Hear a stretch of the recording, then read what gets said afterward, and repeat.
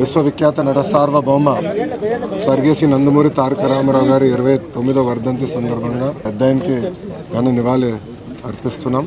ఎన్టీఆర్ అనేది కేవలం 3 అక్షరాలు కాదు, ఒక ప్రభంజనం. అటు సినిమా రంగంలో కానివ్వండి, రాజకీయాల్లో కానివ్వండి, ఆయన నంబర్ 1గా నిలిచిన వ్యక్తి. సినిమాలో మనం ఒకసారి చూస్తే, ఆయన చరిత్రగాను ఒకసారి చూస్తే అన్ని రకాల సినిమాలు ఆయన చేశారు. ఒక మార్క్ అనేది నిలబెట్టారు. దాని తర్వాత రాజకీయాల్లో తర్వాత కేవలం 9 నెలల్లో ఒక ప్రభంజనం సృష్టించి తెలుగుదేశం పార్టీని అధికారంలోకి తీసుకొచ్చిన వ్యక్తి అన్న ఎన్టీఆర్. ముఖ్యమంత్రి అయిన తర్వాత కూడా రిలాక్స్ అవ్వకుండా ₹2 కిలో బియ్యం కానివ్వండి, పటేల్ పట్వారీ వ్యవస్థ రద్దు చేస్తాం కానివ్వండి, మహిళలకి ఆస్తుల్లో సమాన హక్కు కల్పిస్తాం కానివ్వండి, ఇట్లా అనేక సంస్కరణలు తీసుకొచ్చారు అన్న ఎన్టీఆర్. అన్న ఎన్టీఆర్ వల్లనే ఈరోజు తెలుగులో తలెత్తుకుని తిరిగే పరిస్థితి వచ్చింది.